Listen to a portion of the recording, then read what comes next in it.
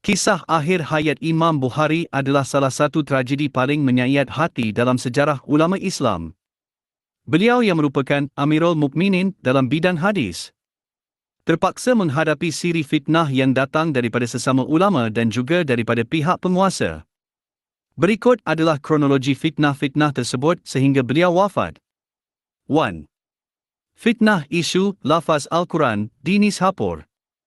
Apabila Imam Bukhari datang ke bandar Nishapur, majlis ilmu beliau menjadi sangat luar biasa sehingga ribuan orang menghadirinya. Ini menimbulkan rasa iri hati seorang ulama besar di situ, iaitu Muhammad bin Yahya Az-Zuhli. Tuduhan, Az-Zuhli mula menyebarkan keraguan dengan bertanya tentang isu akidah yang sangat sensitif pada masa itu. Adakah lafaz seseorang semasa membaca Al-Quran itu makhluk atau bukan? Jawapan Imam Bukhari, beliau menjawab dengan sangat teliti, Al-Quran itu kalam Allah, tetapi perbuatan hamba adalah makhluk. Putar belit, jawapan ini sengaja diputar belitkan oleh musuhnya. Az-Zuhli mengisytiharkan bahawa Imam Bukhari adalah seorang ahli bid'ah dan melarang orang ramai menghadiri majlisnya. Kesan, Imam Bukhari akhirnya dipulaukan. Hanya dua orang yang tetap setia menemani beliau, iaitu Imam Muslim dan Ahmad bin Salamah. Demi mengelakkan perpecahan, beliau terpaksa meninggalkan Nishapur. 2. Fitnah menolak keinginan penguasa di Bukhara. Beliau pulang ke tanah airnya, Bukhara, dan disambut meriah. Namun, Gubernur Bukhara, Khalid bin Ahmad Az-Zuhli, cuba menggunakan pengaruh Imam Bukhari demi kepentingan pribadi. Keinginan Gubernur meminta Imam Bukhari datang ke istananya untuk membacakan kitab Sahih Bukhari dan tarikh secara eksklusif hanya untuk anak-anaknya. Ketegasan Imam Bukhari, beliau menolak dengan kata-kata yang masyhur, "Aku tidak akan menghina ilmu dengan membawanya ke pintu-pintu penguasa. Jika anda mahukan ilmu, datanglah ke masjid atau rumahku." Permintaan melampau, Gubernur kemudian meminta agar ketika anaknya belajar, orang awam tidak dibenarkan hadir.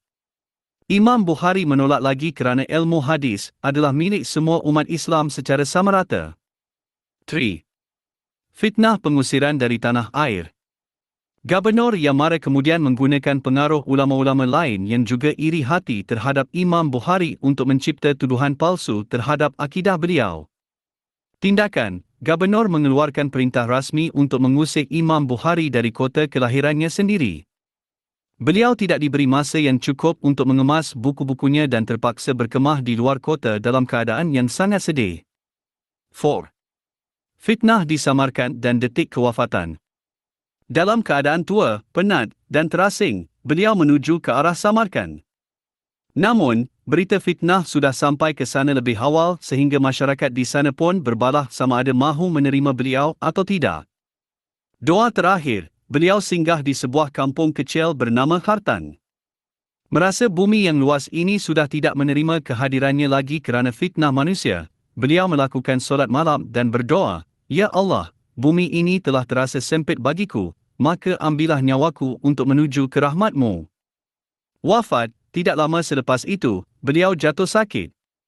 Pada malam Aidilfitri tahun 256 Hijrah, dalam keadaan bersedia untuk meneruskan perjalanan, beliau menghembuskan nafas terakhir. Beliau wafat dalam keadaan terasing, jauh dari tanah airnya, akibat fitnah manusia yang tidak dapat menerima kebenaran dan ketegasan beliau. Nota penting. Selepas beliau wafat, bau harum yang sangat luar biasa keluar dari kuburnya selama berhari-hari sehingga orang ramai yang dahulunya memfitnah beliau mula menyesal dan sedar akan kesilapan mereka. Allah mengangkat nama beliau setinggi-tingginya sehingga hari ini, manakala nama para pemfitnahnya hampir tidak dikenali lagi kecuali dalam lipatan sejarah hitam.